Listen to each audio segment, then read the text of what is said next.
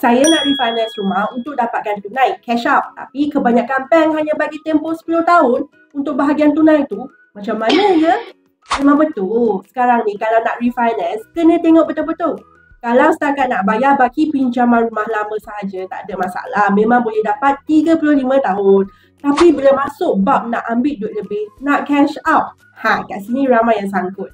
Kebanyakan bank memang akan asingkan duit cash out tu dan suruh bayar dalam 10 tahun sahaja.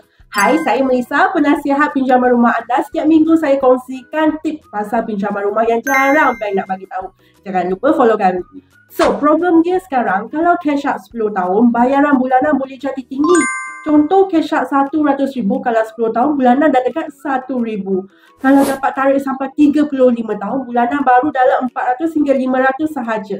Beza banyak tu. Jadi ramai yang fikir, alamak, tak jadilah nak cash out macam ni. Walaupun kebanyakan bank dah ketatkan syarat, masih ada cara lain. Ada sesetengah bank yang masih boleh bagi tempoh pinjaman yang panjang untuk bahagian cash out tu. Tapi bukan semua orang boleh dapat. Peminjam kena penuhi beberapa syarat dan kriteria yang bank tu nak. Oleh itu, kami akan tengok customer mana yang sesuai dan kalau sesuai, kami akan rekomenkan kes anda ke bank tersebut. Jadi, jangan putus asa dulu. Kalau dengar orang cakap cash out cuma 10 tahun. Jawapannya, dia bergantung pada profil anda dan bank mana yang kita akan rekomenkan.